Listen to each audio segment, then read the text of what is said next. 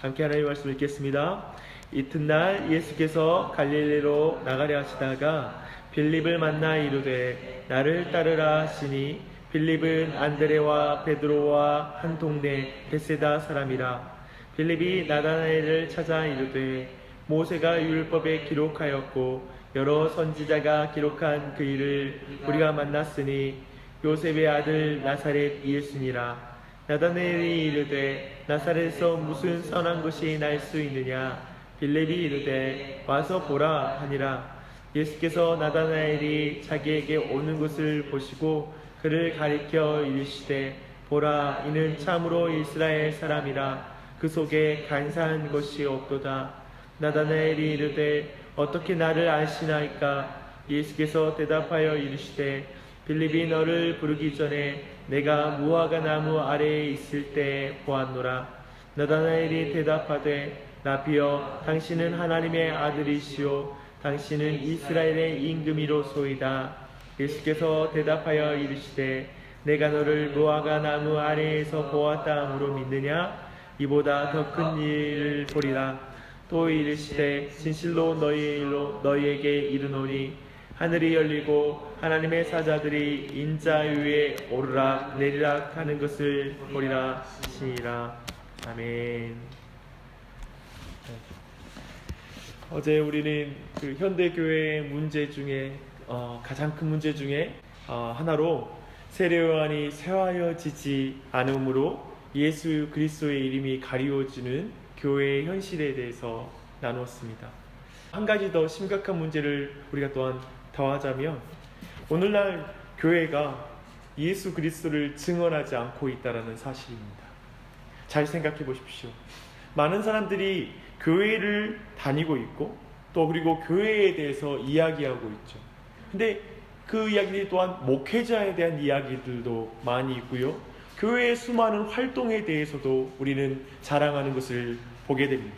하지만 예수 그리스도에게 관심이 없고 그분을 증언하는 일에 힘쓰지 않는 것을 많이 보게 됩니다. 신자들이 예수님의 증언에 관심이 없는 우리 신앙 형식을 우리가 보고 있는 것입니다. 그렇기 때문에 더욱더 세례 요한의 메시지는 분명해집니다. 다시 오실 예수님을 예비하는 자는 예수님을 증언하라. 그리고 말과 행함으로 그분을 증언하는 것을 자신의 정체성과 삶의 목적으로 삼으라는 것입니다. 혹시 여러분은 분명하게 이 목적, 예수 그리스도를 증언하고 예수 그리스도를 삶과 그리고 우리의 말로 증언하는 것에 여러분의 삶의 정체성과 목적이 맞춰져 있습니까? 굉장히 중요하죠. 조금이라도 그것이 흐려져 있다면 우리의 삶을 통하여 주님의 말씀이 가감없이 그리고 분명하게 예수 그리스도가 증언되기 원하는 것, 그것이 바로 세례 요한을 통해서 우리가 배우는 중요한 자리라 믿습니다. 이 아침에 세례 요한과 같은 참된 증인이 우리 가운데 일어나게 해달라고 기도하십시다. 좀 더 이 시간에 증인에 대해서 더 살펴보겠습니다. 사실 오늘 말씀에서 증인들의 모습들 가운데 우리의 부족함이 보일 것이고, 그렇다면 그것을 기도 제목으로 바꾸고 하나님의 은혜를 간구하는 이 아침이 되기를 바랍니다. 우리가 어제 말씀이긴 하지만요, 1장 35절로 42절에서 우리는 예수 그리스도의 참 증인인 세례 요한을 통해 예수님의 첫 제자가 세워지는 것을 보게 되었습니다. 잘 생각하면 세례 요한은 단순히 예수 그리스도가 오신다는 걸 증언하는 차원이 아니라 그의 첫 제자가 세워지는 일에도 그가 관여하고 있는 걸 보게 됩니다. 나의 제자가 그리스도의 제자로 넘어가는 것, 그게 진정한 증인의 참된 사역의 결과라는 것이죠. 세례 요한은 곁에 있던 두 제자로 하여금 예수님을 따르도록 한 것입니다. 겸손한 증인을 통해서 또 다른 증인이 세워졌습니다. 참된 증인인 세례 요한을 통해 예수님을 만난 그 두 증인 중에 하나는 안드레입니다. 그리고 그 안드레는 이제 또한 증인이 되어서 또 자신의 형인 베드로에게 가서 예수 그리스도를 증거하게 됩니다. 사랑하는 여러분, 기독교는 수천 년 동안 이 방식을 고수해 왔습니다. 아니요, 기독교가 고수한 게 아니라 하나님이 이 방법을 고집하고 있습니다. 뭐냐면 하나님의 증언자를 통하여 자신을 드러내는 것입니다. 이게 하나님의 방식입니다. 이 인격적인 반복과 소개로만 지금까지 왔습니다. 그리고 여러분도 그 증인을 통하여 하나님을 만나고 이 자리에 있습니다. 그렇다면 여러분은 증인이 되어 있습니까? 증인으로 살고 있습니까? 이 질문을 정직하게 대답하는 이 아침이 되길 바랍니다. 그리고 나서 이제 빌립에 대해서 43절로 46절로 다루고 있습니다. 이 방금 전에 그 두 제자의 이야기가 끝나고 그 이튿날에 예수님은 빌립을 부르십니다. 이제까지는 세례 요한과 그의 제자들을 통해 예수님이 누구신지를 드러내셨다면 이제부터는 예수님이 자신을 드러내고 예수님이 주도적으로 또한 사역을 이끌어 나가고 계십니다. 예수님은 길 위에서 만난 빌립에게 그냥 나를 따르라 라고 말합니다. 이 말에는 지금 내가 서 있는 그 자리를 버리라는 의미이기도 합니다. 거기를 떠나라는 의미이기도 합니다. 사실 인생과 삶의 전반을 그리고 방향을 완전히 바꾸라는 말이기도 하죠. 내 인생의 목적과 정체성을 나에게 두라는 것입니다. 이제 예수님이 가는 곳을 따라가야 될 입장이 되는 것이죠. 예수님이라는 그 인격적인 존재가 내 인생의 삶의 목적입니다. 그리고 방향입니다 라고 고백하는 것, 그게 바로 제자를 향한 부르심이고 우리 모두를 향한 부르심입니다. 우리 모두 그것을 경험했고 지금도 끊임없이 그 방향으로 회개하며 다가가고 있는 줄 믿습니다. 그리고 요한은 그에게 무슨 일이 일어났는지 모르겠지만요, 즉각적으로 전도자가 됩니다. 저는 빌립을 이 전도자로서 특별한 부르심이 있다는 생각이 듭니다. 특별히 이 잘 생각해 보면 오병이어의 기적에 있을 때요, 그때 한 어린아이를 예수님께 인도한 사람, 그 어린아이가 가지고 있던 그 오병이어를 가지고 온 사람, 그리고 나중에 12장에 보면 벳세다 사람들을 소개한 사람으로서 이 빌립이 끊임없이 있습니다. 그는 소개하는 사람이에요. 그래서 그는 이제 빌립은 특별히 나다나엘에게도 갑니다. 그래서 나다나엘은 사람 앞에 가서 모세가 율법에 기록하였고 여러 선지자가 기록한 그 일을 우리가 만났어. 그는 요셉의 아들 나사렛 예수야 라고 이렇게 전합니다. 사실 구약의 그 모세가 기록한 것과 선지자의 모든 기록은 구약 전체를 말하고 있는 것이죠. 그래서 지금 나다나엘은 분명하게 신앙 고백을 하는 것입니다. 구약에서 약속한 걸 성취하실 그 예수 그리스도를 나는 만났어. 그는 메시아야. 그는 특별히 그런데 구체적으로 요셉의 아들이고 나사렛에서 났어 라고 그는 분명하게, 그가 역사적으로 허구적인 인물이 아니라 진실로 그는 참된 예수 그리스도, 성경이 약속한 그리스도인 것을 분명하게 증거하고 있습니다. 그런데 이 이야기를 들은 나다나엘은 약간 고개를 갸우뚱거리죠. 어떻게 선한 것이 나사렛에서 나와? 나사렛은 아무도 그 당시에 사람들이 알지 못할 정도로 작은 마을이었기 때문에 그곳에는 선한 것이 나올 수 없다라고 그의 선입견을 가지고 이제 이 나다나엘이 말하는 것을 보게 됩니다. 그런데요, 그렇게 약간 고개를 갸우뚱거리는 그 나다나엘을 향하여 분명한 확신을 가지고 그의 고개를 갸우뚱거리는 게 아니라 분명한 표정으로 말했을 것입니다. 와서 보라. 바로 이게 증언자이죠. 그리고 그 말을 듣고 나다나엘은 이제 예수님께 나아가고 47절로 51절까지 그 나다나엘에 대한 이야기가 나옵니다. 약간은 의심하는 마음으로 예수님께 나오는 그 나다나엘, 그는 예수님께 나아가는 그 도중에 이제 가까이 가서 예수님의 음성을 듣습니다. 자신을 향한 말이죠. 보라, 이는 참 이스라엘 사람이라. 그 속에 간사한 것이 없도다. 여러분, 이 장면에서 어떻게 느껴지세요? 전화기 고장나서 전화했는데, 사랑합니다 고객님. 뭘 한다고 사랑을 해? 마치 그런 느낌인가요? 근데 마치 그런 느낌 가운데 어쩌면 그 비슷한 느낌, 다른 그 격이 좀 다를지 모르지만 아마도 나다나엘의 대답은 비슷합니다. 아니, 당신이 나에 대해서 무엇을 안다고 그렇게 평가하십니까? 라는 투로 그가 대답하는 것이죠. 근데 예수님 말합니다. 내가 무화과 나무 아래에 있을 때 내가 보았다 라고 이렇게 말씀하십니다.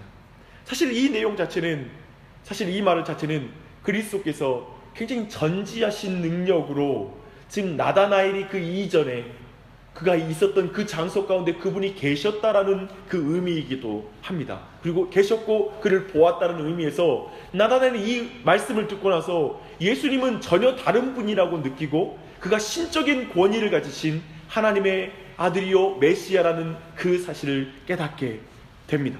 그래서 그는 이렇게 고백해요.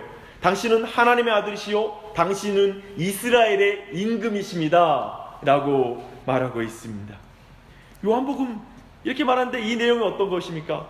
요한복음 1장에서 계속 우리가 지금 반복해서 전하는 예수 그리스도의 정체성을 지금 그대로 나다나엘을 통해서 다시 한번 확인하고 우리에게 가르치고 주고 있는 그런 본문이기도 합니다. 예수님은 그에게 내가 무화과 나무 아래에서 보았다 함으로 믿느냐? 이보다 더 큰 일을 보리라. 그리고 그 큰 일이 무엇인지 이어서 말합니다. 뭐죠? 진실로 진실로 이르노니 하늘이 열리고 하나님의 사자들이 인자 위에 오르락 내리락 하는 것을 보게 되리라. 이게 바로 큰 일입니다.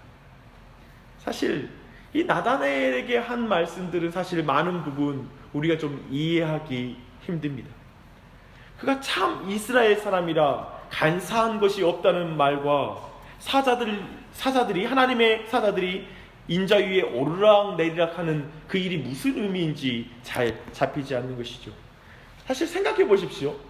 나다나엘은 방금 전에 예수 그리스도를 의심하는 자였어요. 그리고 고개를 갸우뚱거리면서 예수님께 갔고요. 예수님이 평가할 때 약간은 당신이 뭘 안다고 내게 그렇게 칭찬하는 겁니까?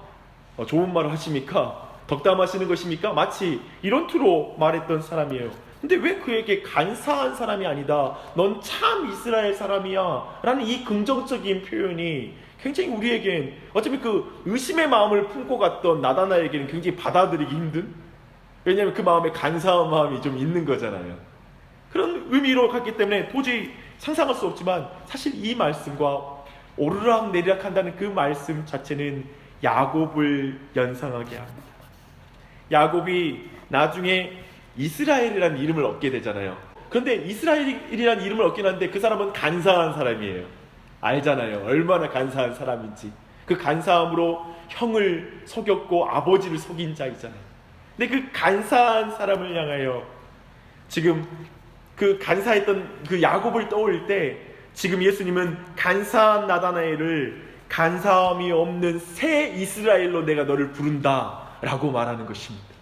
내가 그렇게 빚어갈 것이다. 간사함과 속임수의 결과 형의 유업을 피워서 막 도망칠 때 이제 베델이라는 땅에 도착해서 돌베개를 베고 잠을 잘 때 그가 천사가 사다리를 보게 되고 사다리가 하늘로부터 오르락 내리락 하는 것을 보며 그곳에 여전히 그 간사함이 가득하여서 자신의 죄로 말미암아 도망치고 있는 자신과 여전히 하나님이 함께 하고 계시구나, 은혜를 베풀고 계시구나를 걸 깨달으면서 이곳은 베델이야, 하나님의 집이야, 나중에 이곳에 하나님의 전이 세워지는 그 일들을 보게 되잖아요. 그것을 볼 때 그처럼 예수님은 나다나엘을 포함한 우리 모두에게 이르되 우리 모두를 위해 친히 사다리가 되어서 하늘과 땅에 그 모를 이어주신 분으로 오시지 않았습니까? 그리고 또한 하늘과 땅을 잇는 성전이 되어 주셨잖아요. 또한 그뿐만 아니라 하나님이 진짜 집을 지었는데 우리 마음 가운데 하나님을 지어서 성령 하나님께서 우리 가운데 거하시잖아요. 바로 이 의미인 것입니다. 이게 진정한 큰일이라는 것이죠. 세상에서 가장 큰일 말입니다. 이 말은 나다나엘의 탁월함에 대한 묘사가 될 수가 이제 없는 것이죠. 넌 간사함이 없어 참 이스라엘이야 라는 말은 도리어 우리가 이전에 베드로를 향하여 넌 게바야, 넌 원래 게바였는데 너는 게바인데 베드로야 라고 이렇게 말씀하셨던 예수님의 그 부르심처럼 이 말 또한도 그 나다나엘, 어쩌면 약간은 의심이 있는 그 나다나엘을 향하여 넌 간사함이 없는 사람이다, 넌 참 이스라엘 사람이다 라고 불러주신 주님의 은혜로운 부르심이 좀 있습니다. 이 아침에 우리가 함께 기도할 내용이 많습니다. 어쩌면 이 시간 세례 요한처럼 겸손한 증인이 되게 해달라고 기도해야 할 것입니다. 또 안드레처럼 증언자가 되어서 예수님을 가족들에게 소개하는 사람이 되게 해주십시오. 내 자녀들에게, 배우자에게 계속해서 복음을 들려주는 내가 되게 하여 주시옵소서라고 이렇게 기도해야 할 것입니다. 또 인격적으로 증언하게 해달라고 기도해야 될 것입니다. 또 빌립처럼 크나큰 확신을 가지고 복음 전도자가 되게 해달라고 이렇게 기도할 수도 있습니다. 증언자가 증언자를 세우는 그 흐름에 내 대에 와서 끊어지지 않게 해달라고, 내가 그것을 끊는 자가 되지 않게 해달라고 또한 기도해야 할 것입니다. 그러나 저는 여러분에게 특별히 의심하는 나다나엘을 향한 예수님의 음성을 먼저 듣는 이 아침이 되기를 바랍니다. 그 음성은 무엇입니까? 너는 참 이스라엘 사람이다. 내게 간사함이 없구나. 우리는 이 말이 믿어지지 않을 거예요. 오늘 사실 이 설교의 말씀을 통해서 하나님이 음성을 주는 줄 믿습니다. 아멘 하는 자는 그 믿음 가운데 들을 것입니다. 참으로 너는 참 이스라엘 사람이야. 넌 간사함이 없어. 네, 우리 모두 그렇게 말하는 것. 예수님, 우리가 얼마나 간사하고 엉망인 사람인지 아시잖아요. 참된 신자일수록 그 부족함을 더 깊이 느낄 것입니다. 하나님이 다 아십니다. 나다나엘을 다 한 것처럼 여러분의 그 마음까지도 다 아십니다. 여러분을 가장 잘 아십니다.